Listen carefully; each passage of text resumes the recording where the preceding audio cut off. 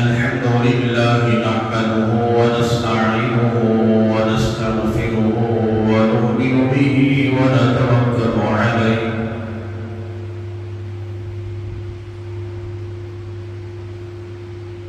ونعوذ بالله من شرور أنفسنا ومن سيئات أعمالنا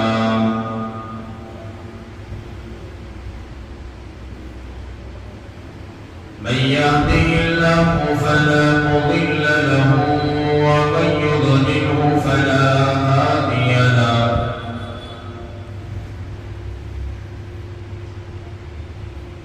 ونشهد أن لا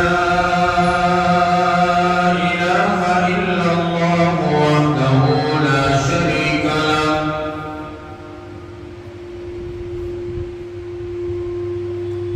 ونشهد أن سيدنا وسندنا وشفينا وحبيبنا وحبيب ربنا وطبيبنا وطبيب قلوبنا وطبيب عيوبنا وطبيب أرواحنا وطبيب أجسادنا وماوانا وملجانا وقائدنا وقتبتنا ومرشدنا وآلانا وآلانا وأولانا ومولانا محمدا عبده ورسوله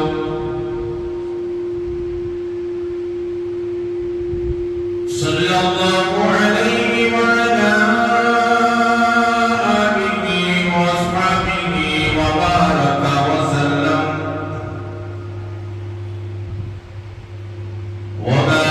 وسلم تسليما كثيرا كثيرا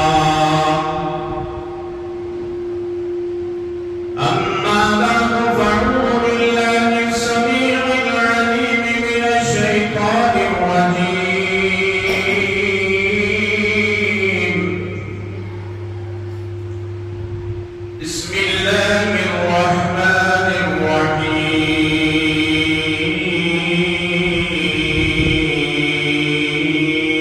الرحيم يا أيها الذين آمنوا ادخلوا في السلم كافة ولا تتبعوا خطوات الشيطان إنه لكم عدو مبين وقال الله تبارك وتعالى إن الصفا والمروة من شعائر الله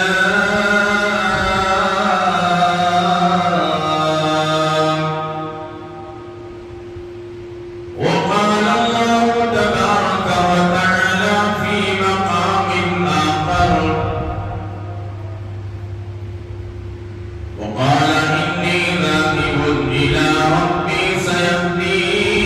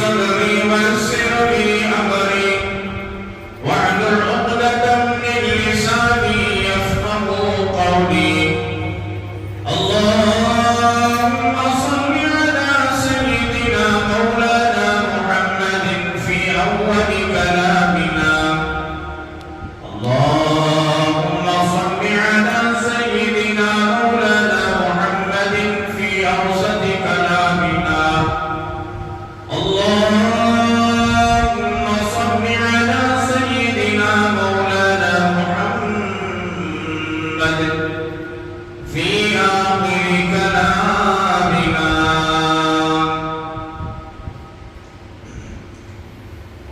معزز سامعین کرام، بزرگان محترم اور برادران عزیز، اللہ تبارک و تعالیٰ کا بے پناہ کرم ہے، شکر ہے اور اس کا احسان ہے۔ مالک کائنات نے ہم سب کو اپنے پاکیزہ مقدس مطہر دربار میں جمعہ کی ادائیگی کے لیے جمع فرمایا۔ اللہ رب العالمین ہمارے جمع ہونے کو، کہنے اور سننے کو بے انتہا قبول فرمائے، دنیا میں اور آخرت میں کامیابی کا ذریعہ اور سبب بنائے، آمین۔ حاضرین کرام، پچھلے جمعوں سے حج کے متعلق گفتگو چل رہی ہے۔ حج ایک عاشقانہ عبادت ہے۔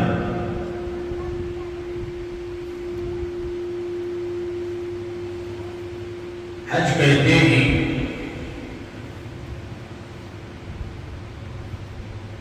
کسی کی اداؤں کو، کسی کی وفاؤں کو اور کسی کی دعاؤں کا نام حج ہے۔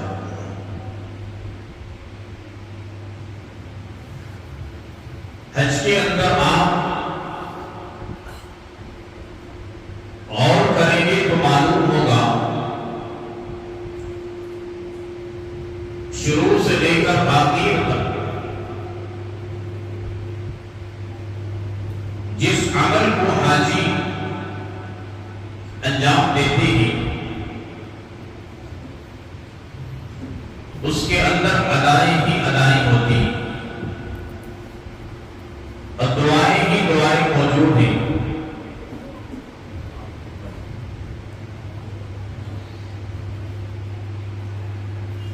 یہ حضرات انبیاء علیہ السلام اور خصوصاً حضرت ابراہیم و اسماعیل علیہ السلام اور حضرت سیدہ ہاجرہ رضی اللہ تعالیٰ عنہا کی اداؤں کا، وفاؤں کا اور دعاؤں کا اصطلاح ہے۔ آپ کعبۃ اللہ کے طواف کو لے لیجیے،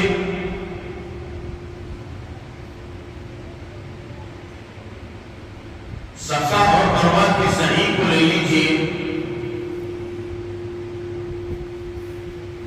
مینا میں ٹہرنا، وقوف عرفہ کرنا، مزدلفہ جانا، ان تمام جگہوں پر جتنے رکن ادا کرتے ہیں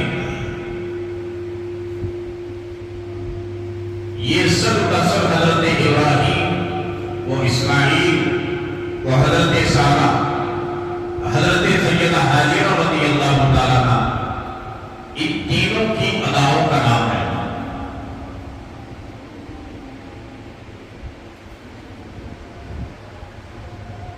محدثین نے لکھا ہے حج نام ہے بعض نبیوں کی اداؤں کا، بعض نبیوں کی وفاؤں کا اور بعض نبیوں کی دعاؤں کا۔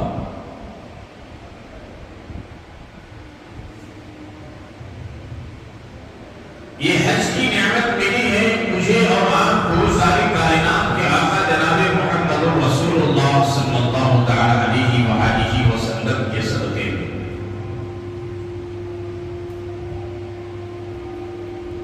رسول اکرم صلی اللہ علیہ وسلم نے اپنی امت کو تعلیم دی ہے کہ یہاں عاشقانہ شان پائی جاتی ہے.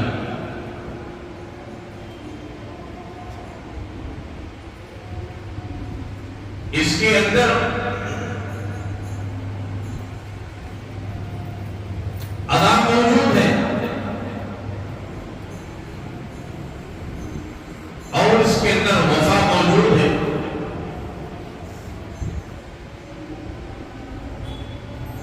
اسی لیے ایمان والوں کے دل کی تسکین کو اللہ تبارک و تعالیٰ نے کعبۃ اللہ کے پاس رکھا ہے، صفا اور مروہ میں رکھا ہے،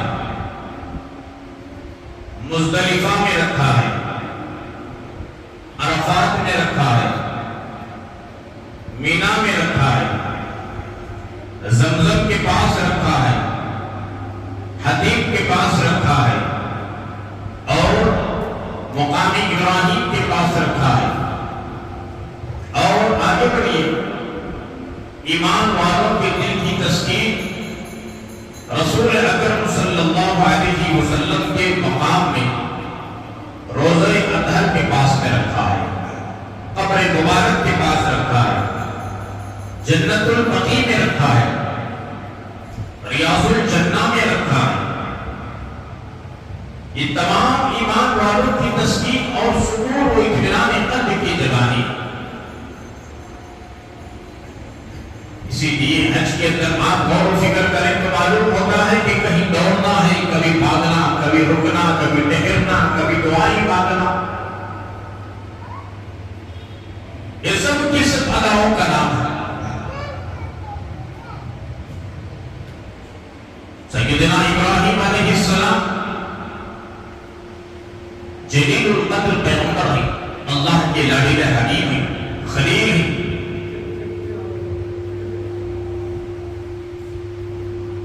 پچھلے جمعوں میں آپ نے سنا ابراہیم علیہ السلام نے اللہ تبارک و تعالیٰ سے دعا مانگی. اللہ رب العالمین کا قانون ہے، اللہ پاک نعمتیں بھی دیتے ہیں اور امتحان بھی لیتے ہیں. چاہے وہ نعمت چھوٹی ہو یا بڑی ہو، دنیا کی ہو یا آخرت کی ہو، نعمتیں دیتے ہیں اور امتحان بھی لیتے ہیں. ابراہیم علیہ السلام نے اللہ رب العالمین سے سوال کیا، پاک پروردگار عالم مجھے ایک بیٹا عطا فرما، نیک اور صالح. قرآن کہتا ہے رب ہب لی من الصالحین. سورہ صافات کے اندر پورے نقشے کو اللہ تبارک و تعالیٰ نے کھینچا. اب اس واقعے سے میں آپ کو دو چیزوں کا پس منظر بتانا چاہتا ہوں، ایک زمزم کا، دوسرا صفا اور مروہ کا. اس کا پس منظر کیا ہے، بیک گراؤنڈ کیا ہے. اس صفا اور مروہ میں دوڑ کیوں لگائی جاتی ہے؟ 7 مرتبہ صفا پر چڑھنا ہے، 7 مرتبہ مروہ پر چڑھنا ہے. صفا اور مروہ پہاڑوں کے نام ہیں. اور حاجی لوگ اس زمانے سے لے کر ابراہیم علیہ السلام سے لے کر اب تک ہزاروں سال گزر گئے، زمزم کے پانی کا استعمال کرتے ہی اور کر رہے ہی اور قیامت تک کریں گے. یہ ختم نہیں ہو رہا ہے. وجہ کیا ہے، پس منظر کیا ہے؟ یہ آج بھی تاریخی حقائق آپ کے سامنے رکھنا چاہتا ہوں. جلدی موٹے باتوں میں بات رکھنے کی کوشش کروں گا اور سمجھانے کی کوشش کروں گا، اور میں امید کرتا ہوں کہ میری بات آپ سمجھنے کی پوری کوشش کریں گے اور سمجھ جائیں گے. اللہ تبارک و تعالیٰ نے ابراہیم علیہ السلام کو بیٹا تو عطا فرمایا، مانگا لیکن اللہ رب العالمین نے حلم والا بیٹا، حلیم، مردبار، اطاعت گزار، فرمانبردار بیٹا عطا فرمایا۔ اللہ رب العالمین نے امتحان دیا۔ ابراہیم علیہ السلام کو اللہ تبارک و تعالیٰ نے ارشاد فرمایا، میرے خلیل، تم نے بیٹا مانگا، ہم نے بیٹا دیا۔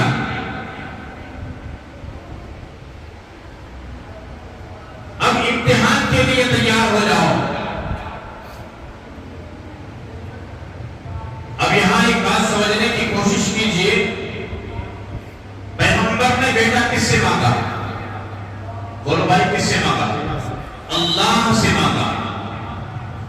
تو ہمیں یہ تعلیم دی گئی کہ آپ کو بھی اگر اولاد کی ضرورت ہو تو اللہ سے مانگیے۔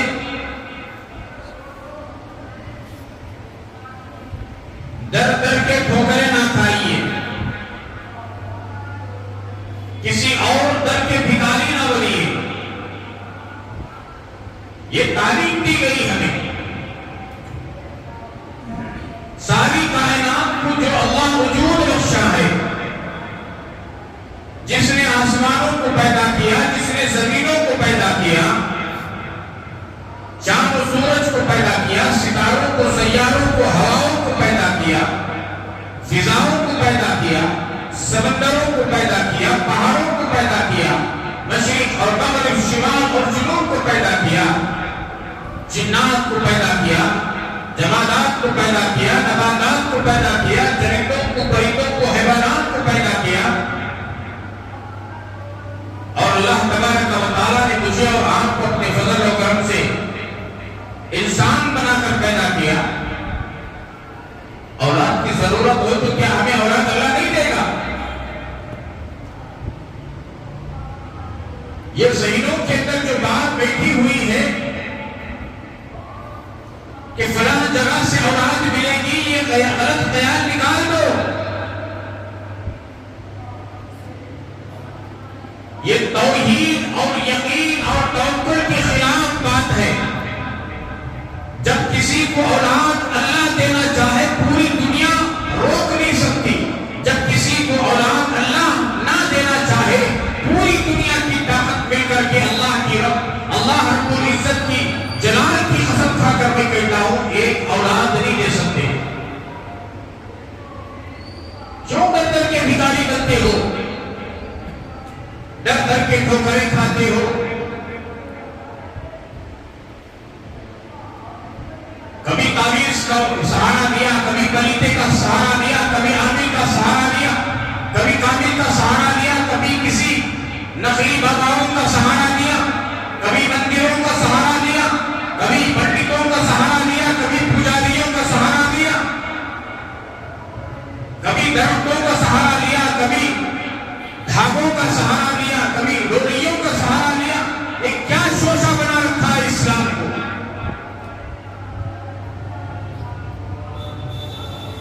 جب تمہیں اللہ نے پیدا کیا تمہارے ماں باپ کے پیٹ سے، تمہیں بھی اولاد اللہ دینے والے۔ یہی اسلام کی تعلیم ہے کہ مانگو اللہ تبارک و تعالیٰ سے۔ پیغمبر ابراہیم علیہ السلام نے اللہ سے مانگا، اللہ نے اولاد عطا کی بڑھاپے کی عمر میں، اور امتحان دیا۔ بات طویل ہو جائے گی۔ آج کا جو موضوع ہے وہی زمزم اور صفا مروہ کی بات کو سمجھانے کی کوشش کروں گا میں۔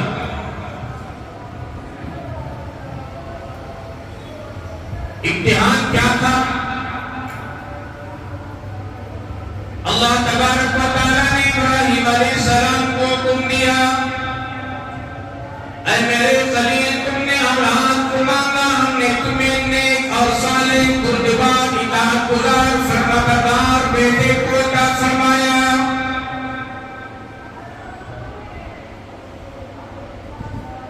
اب ہمارا حکم یہ ہے کہ تمہاری بیوی اور ننھے سے بچے کو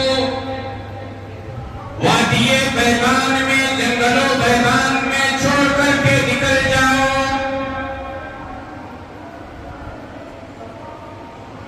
حضرت ابراہیم علیہ السلام اپنی بیوی حاجرہ، اپنے بیٹے لمبے جگر نور نظر حضرت اسماعیل علیہ السلام کو ساتھ میں لے کر جنگلوں کی طرف نکل پڑے، بیابانوں کی طرف نکل پڑے، جہاں اللہ تبارک و تعالیٰ کا حکم تھا وہاں پر اپنی بیوی بچے کو چھوڑ کر آگے بڑھنے لگے۔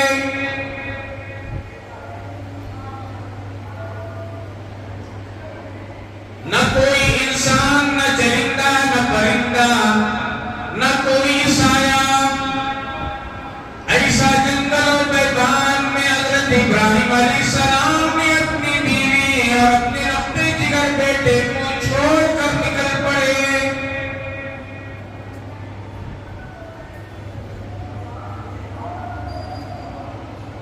علماء نے لکھا ہے تھوڑے بہت کھجور موجود تھے، تھوڑا بہت پانی موجود تھا۔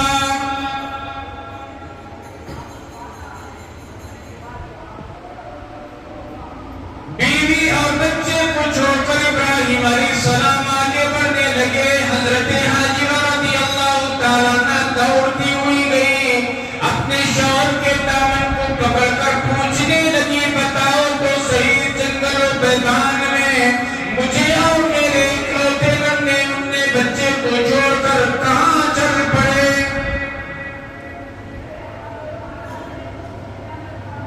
ابراہیم علیہ السلام کوئی جواب نہیں دیے، آگے بڑھنے لگے، آگے بڑھنے لگے۔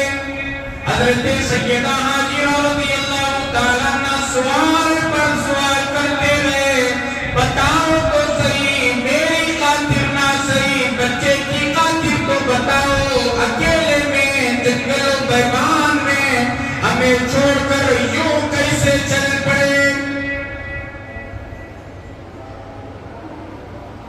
کوئی جواب نہیں ملا ابراہیم علیہ السلام سے۔ حضرت سیدہ حاجرہ رضی اللہ تعالیٰ عنہ سمجھ گئی، دل میں بات آ گئی، یقیناً یقیناً پروردگار عالم کی طرف سے کوئی حکم ہوا ہوگا۔ اگر اللہ کی طرف سے حکم نہ ہوتا، میرے شوہر کبھی مجھے چھوڑ کر جنگلوں میں بیابان میں چھوٹے ننھے سے بچے کو چھوڑ کر کبھی اس طریقے سے روانہ نہیں ہوتے۔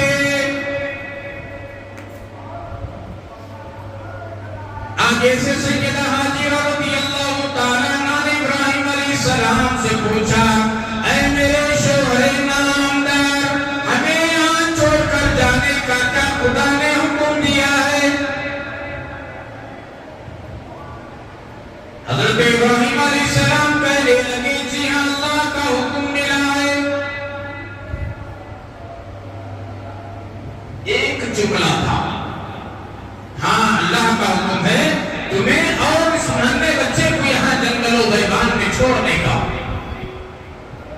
سیدہ حاجرہ رضی اللہ تعالیٰ عنہ نے اپنے شوہر کے دامن کو ہاتھ سے چھوڑ دیا، کہنے لگی، جاؤ جاؤ، اللہ سلامت رکھے، جس آنکھ میں اللہ تبارک و تعالیٰ تمہیں ضائع نہیں کیا، آج جنگل و بیابان میں وہ خدا مجھے اور میرے بچے کو کیسے ضائع کر سکتا ہے؟ بات سمجھ میں آ رہی؟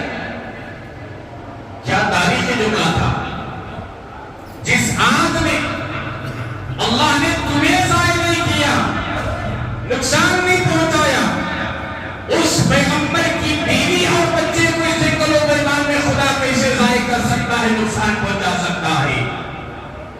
واپس آئے، ابراہیم علیہ السلام آگے بڑھے، بہت دور جا کر کے آنکھوں سے اوجھل ہو گئے، پلٹ کر کے دیکھا، دعا مانگی، شاعر نے بڑے اچھے انداز میں اسے ڈھالا ہے، جو ابراہیم علیہ السلام نے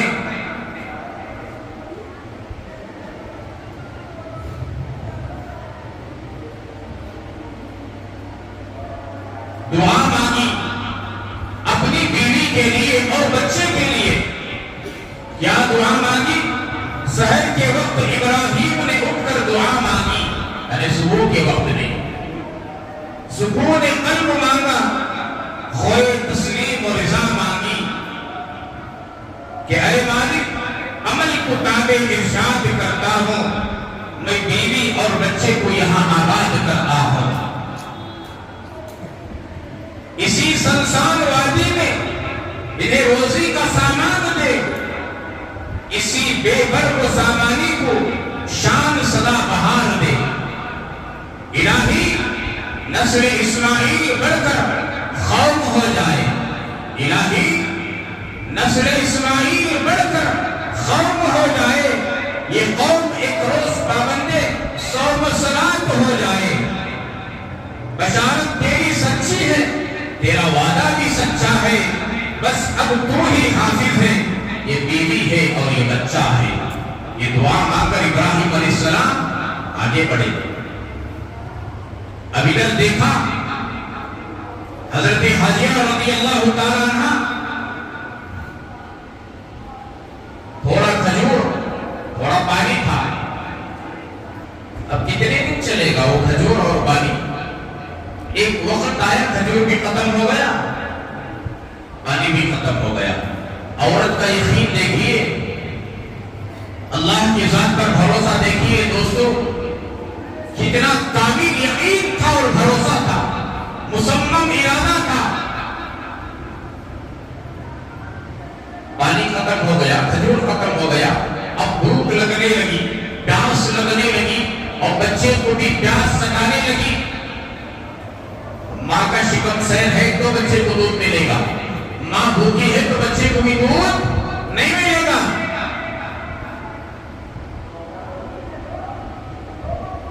حضرت سیدہ حاجرہ رضی اللہ تعالیٰ عنہ نے اپنے اکلوتے بیٹے نور نظر رکھتے جگر حضرت اسماعیل علیہ السلام کو ایک جگہ پر لٹایا،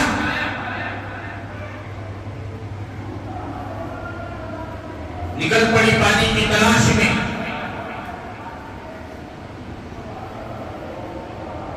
کبھی دائیں کبھی بائیں۔ پانی کی علامت یہ ہوتی ہے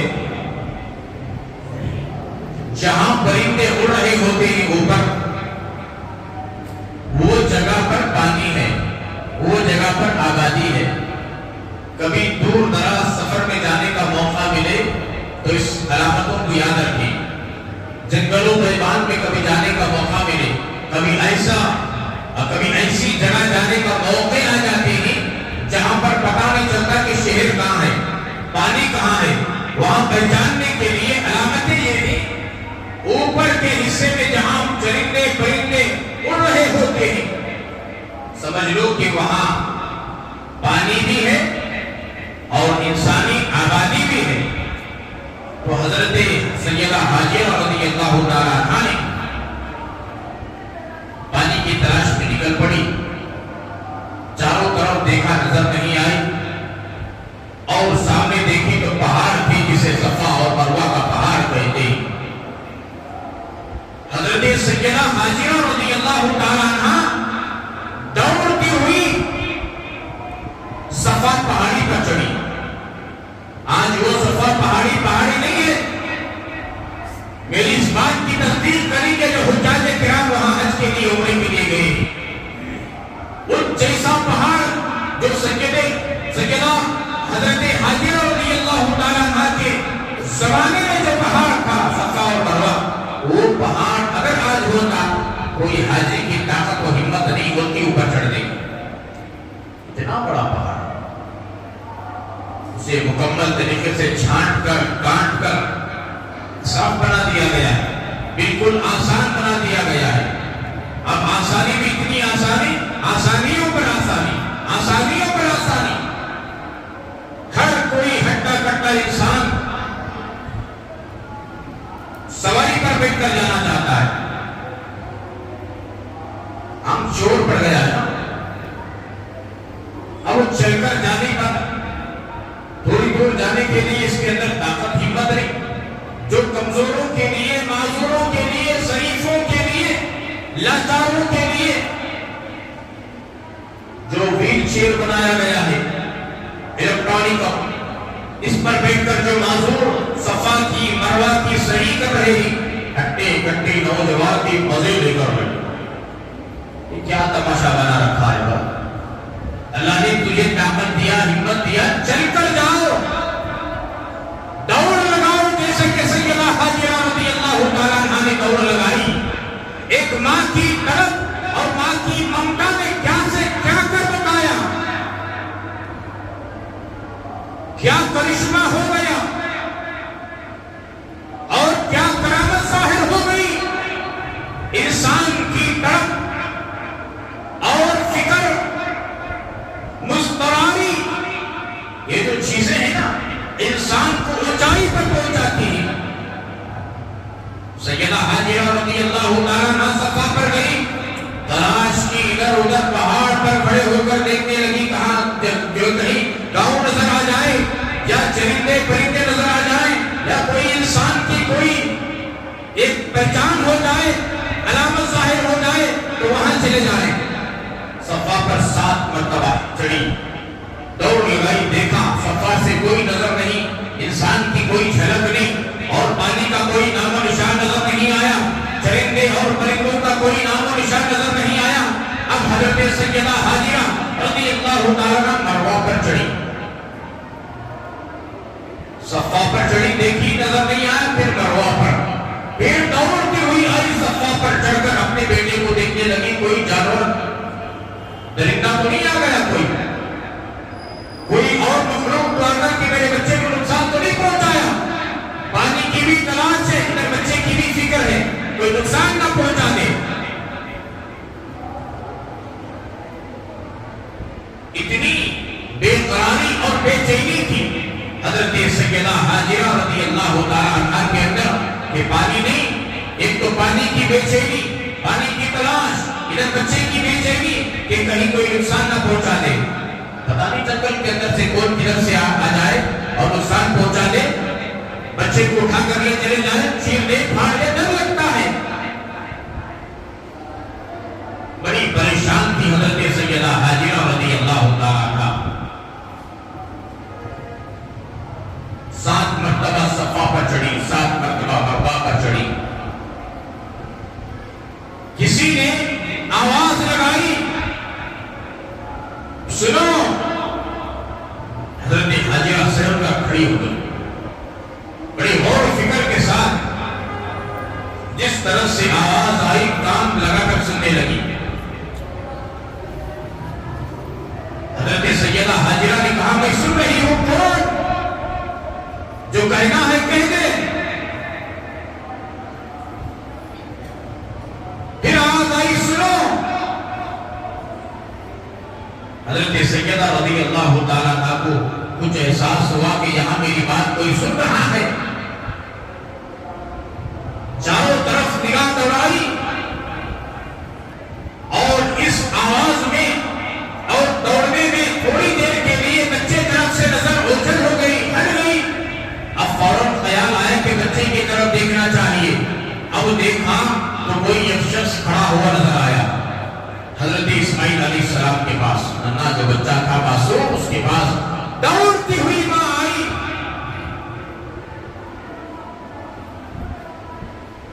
دیکھا تو حضرت جبرائیل علیہ السلام کھڑے تھے۔ علماء نے لکھا ہے حضرت جبرائیل علیہ السلام نے ایڑی مارا، پانی کا چشمہ جاری ہوا۔ بعض محدثین نے لکھا ہے کہ حضرت جبرائیل علیہ السلام نے پڑ مارا، پانی کا چشمہ ابل پڑا۔ بعض علماء نے لکھا ہے کہ حضرت اسماعیل علیہ السلام جو ایڑیاں لگڑ کر رو رہے تھے، ان کی ایڑیوں کے نیچے سے پانی کا چشمہ جاری ہوا۔ ابراہیم علیہ السلام نے جو دعا مانگی تھی نا، مانگا بھی مانگا، نایاب ہیرا مانگا، 2 چیزوں کو مانگا، نایاب مانگا، ایک زمزم والے کو مانگا وہ بھی نایاب، ایک کوثر والے کو مانگا وہ بھی نایاب۔ زمزم والے حضرت اسماعیل علیہ السلام اور کوثر والے کائنات کے آقا مولا محمد رسول اللہ صلی اللہ علیہ وسلم۔ زمزم والے کو بھی خلیل اللہ نے مانگا، کوثر والے کو بھی خلیل اللہ نے مانگا۔ مانگا بھی مانگا، خدا کے خزانے کے اندر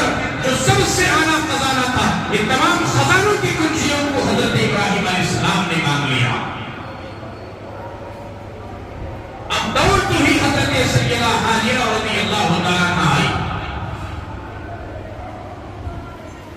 دیکھا تو پانی کا چشمہ ابل پڑا، ادھر ادھر جانے لگا ابل کر۔ اب ادھر سے مٹی لائی، ادھر سے پتھر لائے، اینٹ لائے، گول بازو بنا کر پانی کو روکنے کی کوشش کی، پانی تھمنے کا رکنے کا نام ہی نہیں لے رہا ہے۔ تو حضرت سیدہ حاجرہ رضی اللہ تعالیٰ عنہ نے کہا زمزم، زمزم کے معنی آتی رک جا رک جا۔ فوراً اللہ نے ذہن میں بات ڈالا، کہا کہ زمزم رک جا رک جا، پانی رک گیا۔ اب ادھر ادھر پھیل کر کے جو جا رہا تھا دور دراز، پانی رک گیا، لیکن ابل رہا تھا، چشمہ ابل رہا تھا۔ جلدی جلدی پانی کو اٹھا کر چلو بھر کر جو مشکیزہ تھا مشکیزے میں بھر لیا، اور پانی شکم سیر ہو کر کے سیدہ حاجرہ رضی اللہ تعالیٰ عنہ نے پی۔ بڑا میٹھا پانی، صاف و شفاف پانی، اور وہی زمزم کا کنواں آج بھی موجود ہے، بے آب ہو گیا۔ کوئی انسان نہیں تھا، چرندہ نہیں تھا، پرندہ نہیں تھا، کوئی سایہ نہیں تھا، کوئی درخت نہیں تھا۔ ایسی جگہ پر تنہا تنہا حضرت سیدہ حاجرہ اور حضرت اسماعیل علیہ السلام، یہ دونوں تھے۔ اللہ تبارک و تعالیٰ نے ماں کی مامتا، ماں کی برکت، ماں کے تڑپنے کی وجہ سے حضرت اسماعیل علیہ السلام کے قدموں کے نیچے سے جبرائیل کے ذریعے سے زمزم کے چشمے کو جاری فرمایا۔ اب پانی پی لیں۔ اللہ تبارک و تعالیٰ نے اپنی قدرت سے کھجور کا انتظام فرمایا، کھجور کھاتی تھی۔ ایک مدت گزرنے کے بعد قبیلہ جرہم، ایک قبیلہ آیا یمن کی طرف سے، جنگلوں بیابان، انہوں نے بہت دور سے پھڑکا اور پہچانا کہ فلاں جگہ پر پرندے اڑ رہے ہیں، ایسا معلوم ہو رہا ہے کہ وہاں پر پانی اور آبادی ہے۔ دو لوگوں کو بنو جرہم نے روانہ کیا کہ جاؤ دیکھو فلاں جگہ پر پرندے اڑ رہے ہیں، دیکھو شاید کہ وہاں پانی بھی ہے اور آبادی بھی ہے۔ اور دو لوگ آئے، قاصد تلاش کرتے کرتے کرتے کرتے بہت دور تک پہنچے، دیکھا کہ یہاں ایک بچہ اور ایک عورت دونوں موجود ہیں، کوئی قبیلہ نہیں، گاؤں نہیں، خریا نہیں، دیہات نہیں، اور پانی کا چشمہ موجود ہے۔ فوراً دیکھا، پانی کو بھی دیکھا، پانی کے ابلتے ہوئے چشمے کو دیکھا، سیدہ حاجرہ رضی اللہ تعالیٰ عنہا کے اور ان کے بچے کو بھی دیکھا۔ دونوں قاصد واپس گئے، قافلے کے سردار سے کہا فلانی جگہ پر ایک پانی کا چشمہ ابل رہا ہے، اور اس پانی کو انہوں نے پی کر گئے تھے، ہم نے اس پانی کو پیا ان کی اجازت سے، پانی بہت میٹھا اور صاف و شفاف ہے۔ ایسا پانی آج تک ہم نے دنیا پھرا ہے، دنیا دیکھا ہے، لیکن ایسا پاک و صاف و شفاف میٹھا پانی ہم نے نہیں دیکھا۔ ان کے سردار سے انہوں نے کہا، اور ایک بچہ ہے، ایک عورت ہے۔ فوراً پورا قافلہ آیا، پورا قافلہ آیا، آ کر کے حضرت سیدہ حاجرہ رضی اللہ تعالیٰ عنہ سے اجازت مانگی، آپ اگر اجازت دیں تو ہم یہاں پر رکنا چاہتے ہیں، سکونت اختیار کرنا چاہتے ہیں، یہاں ہم بسنا چاہتے ہیں۔ اب سیدہ حاجرہ رضی اللہ تعالیٰ عنہ اکیلی تھی، تنہے تنہا بچے کو لے کر اکیلی۔ اب ان کا بھی دل بہلنے لگا کہ کچھ قافلہ آیا ہے جس میں مرد بھی، عورتیں ہی، بچے ہی، چلو ان کو اجازت دے دیں، ایک سکون بھی ہوگا، اطمینان قلب بھی ہوگا، اور ایک گاؤں میں بس جائے گا، بڑا فائدہ ہوگا۔ اس سوچ کر حضرت سیدہ حاجرہ رضی اللہ تعالیٰ عنہ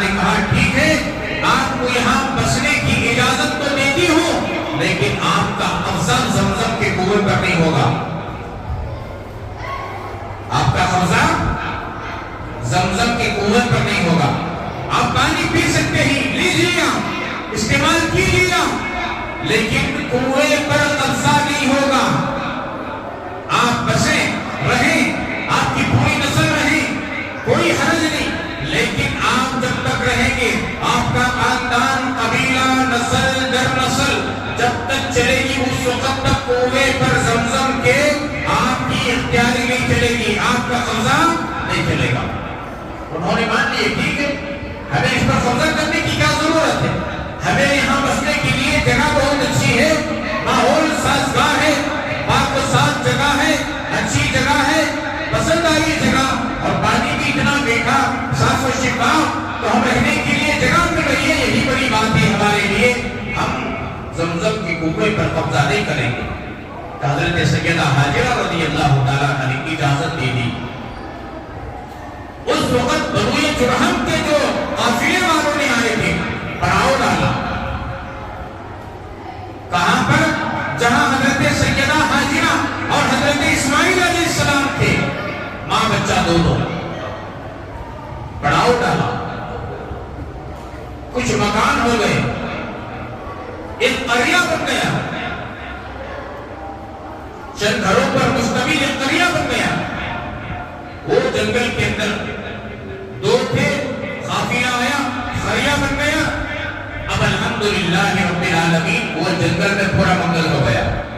کتنا بڑا شہر جسے مکہ المکرمہ کہتے ہیں, یہی جگہ ہے جو زمزم کا کنواں ہے. حضرت سیدہ حاجرہ رضی اللہ تعالیٰ عنہ سب سے پہلے آئی. حضرت ابراہیم علیہ السلام نے اپنی بیوی اور بچے کو چھوڑ کر چلے گئے تھے. وہی جگہ ہے جہاں آج کعبۃ اللہ موجود ہے. اس کے بازو میں زمزم کا کنواں موجود ہے. یہ حضرت اسماعیل علیہ السلام کی امی حضرت حاجرہ رضی اللہ تعالیٰ عنہ کی تڑپنے کی بدولت, ان کی دوڑ اور بھاگنے کی اور فکر کی وجہ سے اللہ تبارک و تعالیٰ نے زمزم کے کنویں کو عطا فرمایا. آج تک اس پانی کے اندر کیڑے نہیں پڑے, اب قیامت تک کیڑے نہیں پڑیں گے. اب معمولی جو پانی ہے, بور کا پانی ہے, کنویں کا پانی ہے, یا اور کوئی ندی نالے کا پانی ہے, چند دن کے اسٹاک کرنے سے پانی کے اندر بو آ جاتی ہے, کیڑے پڑ جاتے ہی, بد مزہ ہو جاتا ہے, بد رنگ کا ہو جاتا ہے, پینے کے اور استعمال کے قابل نہیں ہوتا. لیکن ہزاروں سال سے وہ کنواں موجود ہے. الحمدللہ ثم الحمدللہ, پانی کا ذائقہ بھی نہیں بدلا, اس کا رنگ بھی نہیں بدلا, اور اس کا مزہ بھی نہیں بدلا, اس کی بو بھی نہیں بدلی. اللہ تبارک و تعالیٰ نے ایسا چشمہ جاری فرمایا. حدیث پاک میں آتا ہے, اللہ کے حبیب پاک جناب محمد رسول اللہ صلی اللہ تعالیٰ علیہ وسلم ارشاد فرماتے ہیں, زمزم جس نیت سے پیا جاتا ہے اس کی وہ مراد پوری ہوتی ہے. کوئی پیاسا ہے, پیاس بجھانے کی نیت سے پی رہا ہے, اس کی پیاس بجھ جائے گی الحمدللہ. اگر کوئی بیمار ہے, بیماری نہیں جا رہی ہے, شرط یہ ہے کہ خالص زمزم کا پاک, ملاوٹ نہ ہو. آج کرتے کیا ہے, اب دینے والوں کی بھی کچھ مجبوری ہوتی ہے, ان کے اوپر بھی ہم کچھ کہہ نہیں پاتے. کیوں کہہ نہیں سکتے؟ اس لیے کہ قانون کی طرف سے کچھ کنڈیشنز لگائے گی.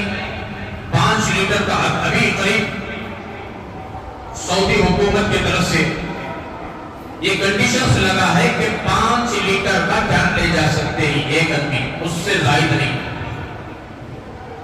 پہلے زائد لاتے تھے, چھپا کر لاتے تھے, اب چھپا کر بھی نہیں, زائد بھی نہیں, 5 لیٹر. اور یہ افواہ پھیل گئی تھی, یہ بھی ہو گیا تھا اعلان کہ جتنا پی سکتے ہو یہاں پیو, لے جانے کی اجازت نہیں. مکہ المکرمہ سے مدینہ المنورہ سے زمزم لے جانے کی پرمیشن نہیں, یہ بھی اعلان ہو گیا تھا. پھر پوری دنیا والے اڑ گئے, ارے ہزاروں سال سے زمزم کا پانی استعمال کر رہے ہیں, مشرق سے مغرب سے شمال جنوب سے حج کرنے والے حاجی آتے ہیں, زائرین آتے ہیں, اور برکت والا پانی ہمارے ملک میں, ہمارے دیش میں, ہمارے سرزمینوں میں سب کچھ ملتا ہے, لیکن زمزم نہیں ملتا. تو زمزم لے جانے کی اجازت دیں. جب پورے ملک والے اڑ گئے تو تب جا کر کے پھر اجازت دی, ٹھیک ہے کے پر ایک آدمی کی طرف سے 5 لیٹر لے جا رہا اسے لائی دیں. تو میں عرض کر رہا تھا اگر کوئی بیمار ہے بیماری ختم کرنے کے لیے زمزم کا پانی پیے گا شفا کی نیت سے اسے شفا ضرور ملے گی, لیکن زمزم کا پانی اوریجنل ہو, پیور ہو, خالص ہو, جو کنویں سے باہر نکل رہا ہے وہ پانی اگر پیئیں گے اللہ رب العالمین کی عزت و جلال کی قسم چھوٹی بڑی بیماری جسمانی روحانی سب بیماری ختم ہو سکتی ہے. اللہ تعالیٰ ہم سب کو وہاں پہنچائے, زور سے بولو نا ابھی, اور بار بار پہنچائے. حدیث میں آتا ہے مومن جو ہوتا ہے زمزم کا پانی خوب پیتا ہے, منافق سے پیا نہیں جاتا. جو منافق ہوتا ہے وہ زمزم کا پانی نہیں پیتا, ایک گلاس پیگا تو دوسرے بابا مجھے بہت ہوگا. مومن لیٹروں کا پانی پیے گا, طبیعت کبھی اکتائے گی نہیں, ارادہ ہوگا اور پیئیں, ارادہ ہوگا اور پیئیں, کھانا کم کھائیں پانی زیادہ پیئیں, کھجور کم کھائیں پانی زیادہ پیئیں. یہ مومن کی شان ہوتی ہے, مومن کی علامت ہوتی ہے. منافق سے زمزم کا پانی پیا نہیں جاتا. اسی لیے جس نیت سے زمزم کا پانی پیا جاتا ہے پیاس بجھانے کی نیت سے پیو پیاس بجھ جائے گی, بھوک مٹانے کی نیت سے پیو بھوک مٹ جائے گی, بیماری دور ہونے کی نیت سے پیو بیماری دور ہو جائے گی. بہت فائدے ہی یہ زمزم کی خاصیت اللہ تبارک و تعالیٰ نے اس میں رکھا ہے, قیامت تک یہی تاثیر باقی ہے. جو پانی حضرت اسماعیل علیہ السلام کے قدموں سے لگ گیا وہ بابرکت ہو گیا, وہ دنیا میں چمک گیا. اور جو شخص نبی پاک علیہ الصلوۃ والتسلیم کے دامن سے لگ جاتا ہے اسے بھی اللہ تبارک و تعالیٰ دنیا آخرت میں بلند و بالا فرما دیتے ہیں. حضرت ابوبکر صدیق رضی اللہ تعالیٰ, حضرت عمر فاروق اعظم رضی اللہ تعالیٰ, حضرت عثمان غنی ذوالنورین رضی اللہ تعالیٰ, حضرت علی حیدر کرار رضی اللہ تعالیٰ, صحابہ کرام نبی پاک علیہ السلام کے دامن سے وابستہ ہو گئے, نبی کے جوتیوں مبارک سے لگ گئے. اللہ تبارک و تعالیٰ نے سورج کی روشنی سے زیادہ چمکایا. جب بھی آج کوئی شخصیتوں کا نام آتا ہے بڑی ادب کے ساتھ تعظیم کے ساتھ ان کا نام لیا جاتا ہے. اسی لیے زمزم کا پانی کا ایک پس منظر تھا جو اللہ تبارک و تعالیٰ نے یہاں سے زمزم کے پانی کے چشمے کو نکالا. اور صفا مروہ کی یہ جو حضرت سیدہ حاجرہ رضی اللہ تعالیٰ عنہ نے جو دوڑ لگائی تھی ان کی ادا کو باقی رکھا, ایک ماں کی ادا کو اللہ نے باقی رکھا. قیامت تک آنے والے حاجیوں کے لیے کہا جب تک تم میری بندی ایک نبی کی بیوی ایک نبی کی ماں سیدہ حاجرہ کی نقل و حرکت نہیں کرو گے اس وقت تک تمہارا حج قبول نہیں ہوگا, اس وقت تک تمہارا عمرہ قبول نہیں ہوگا. جب تک ان کی اداؤں کو نہیں اپناؤ گے تمہارا حج نہیں ہوگا. جب تک تم ان کی وفاؤں کو نہیں اپناؤ گے تمہارا حج قبول نہیں ہوگا. جب تک تم ان کی دعاؤں کو نہیں اپناؤ گے اس وقت تک تمہارا حج اور عمرہ قبول نہیں ہوگا. اسی لیے فرمایا حضرت ابراہیم و حضرت اسماعیل حضرت حاجرہ کی اداؤں کا وفاؤں کا دعاؤں کا نام حج ہے. حج ایک عاشقانہ عبادت ہے, اس کے اندر ایک عاشقانہ شان پائی جاتی ہے.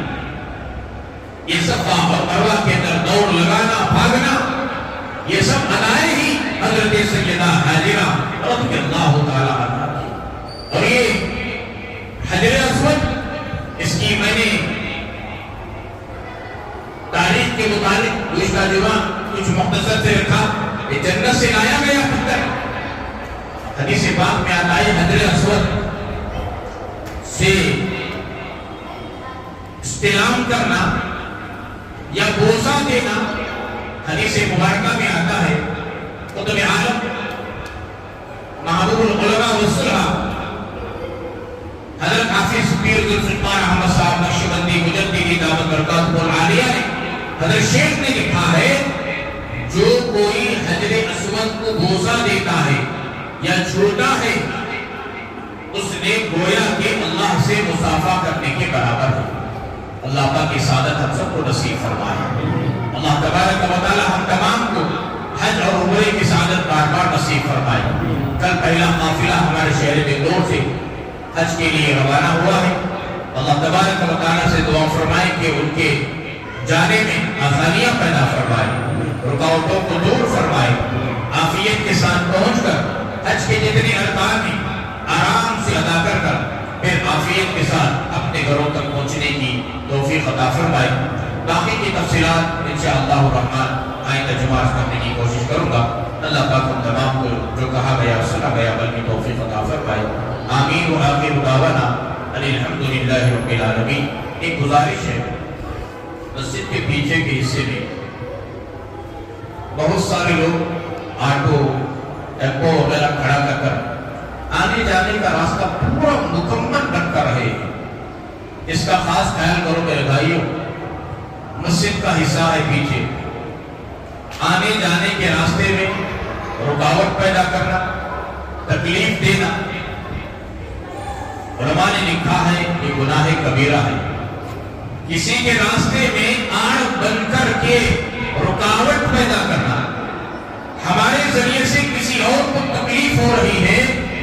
شیخ الاسلام حضرت مولانا مفتی تقی عثمانی صاحب دامت برکاتہ عالیہ نے اپنی کتاب میں لکھا ہے ہماری وجہ سے کسی اور کو تکلیف پہنچ رہی ہے تو سمجھ جاؤ تم نے گناہ کبیرہ کا ارتکاب کیا۔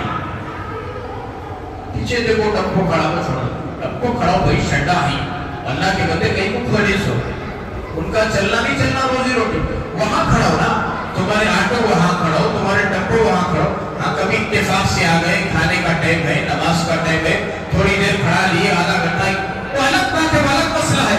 ہمیشہ لا کر کے کسی جگہ کھڑا کر دینا، نہ آگے دیکھتی نہ پیچھے دیکھتی، پورا ہمارے دادا صاحب کا جوڑ سمجھ جاتی ہے، پورا مجھ شریف کو چھوڑ لیں یہ پورا میرا، یہ سب نہیں چلتا ہے۔ مسلمان ہیں، نبی کی امتی ہی، میری نبی کی تعلیمات کو بھی پہچانو، دیکھو میری نبی کی تعلیمات کیا ہے۔ راستے میں تکلیف دینے والا کانٹا بھی ہے، اینٹ بھی ہے، پتھر بھی ہے، کانچ بھی ہے، اسے ہٹانے کا حکم دیا گیا۔ اب کانٹا، اینٹ، پتھر، کانچ کی بات تو دور، ہمیں خود دوسروں کو تکلیف پہنچا رہی۔ اسی لیے اس کا خاص خیال رکھیں۔ بہت دنوں سے ذمہ دار احباب بھی سنا رہے تھے، میری بھی نظر پڑ رہی تھی، یہاں سے بول کرنے کام بھی ہوتا ہے۔ گاڑی کھڑانے سے پہلے تمہاری سوچو یہاں آنے جانے میں کو تکلیف ہوتی نہیں ہوتی، نہیں ہو رہی کھڑا ہو رہی نہیں کھڑا، تم نہ تکلیف ہو گئی کبھی پرواہ نہیں، مجھے تکلیف ہو گئی کبھی پرواہ نہیں، 10 قدم دور میں کھڑیں گے، جہاں تکلیف مجھے بھی نہیں ہونا دوسروں کو بھی نہیں ہونا، اپنے مسلمان بھائی کو بھی نہیں ہونا، غیر مسلم بھائی کو بھی نہیں ہونا۔ بات سمجھ میں آ رہی؟ اس کا نام ہے اسلام، تکلیف دینے کا نام اسلام نہیں، سمجھ رہے اچھے طریقے سے۔ اور راستے میں جاتے جاتے کھکار کر تھوک دینا، ناک صاف کرنا، یہ تو بہت بڑی بے ڈھنگی بات، حد درجے کی اخلاق سے گری ہوئی بات ہے۔ اسی لیے آج سب سے زیادہ بیماریاں کا ہوتا ہمارے علاقے میں، مسلمانوں کے علاقے میں، غلاظت بھی کام ہوتا ہمارے علاقے میں، باقی صفائی جہاں نہیں ہے، بچوں کی زیادہ بھیڑ بھاڑ ہے، پیشاب پاخانے کی کچرا کرکٹ لگا ہوا ہے، مکھیاں زیادہ ہو رہے ہیں۔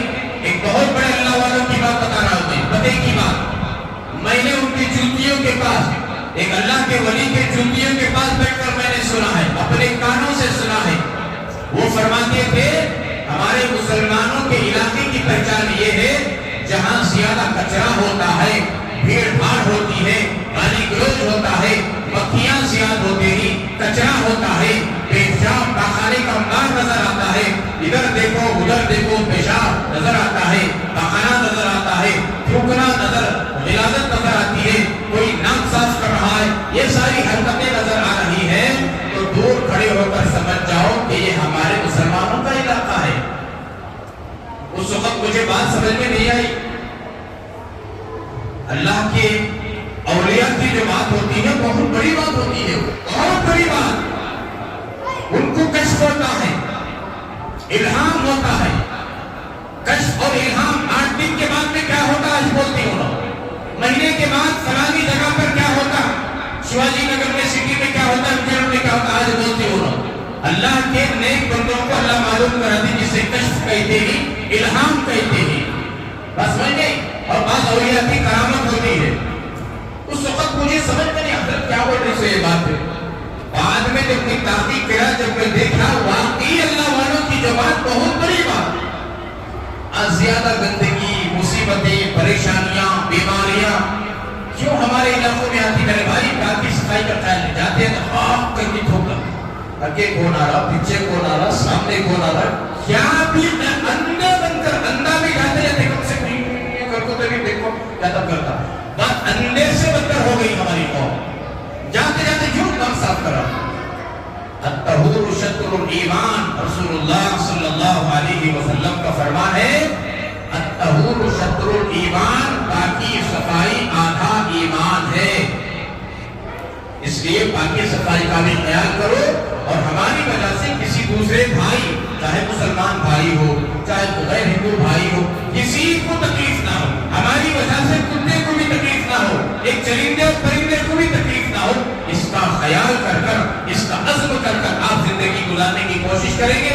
اللہ تبارک و تعالیٰ راستے فراہم فرمائے. اللہ پاک مجھے آپ کو جو کہا گیا سنا گیا کر کی توفیق عطا فرمائے.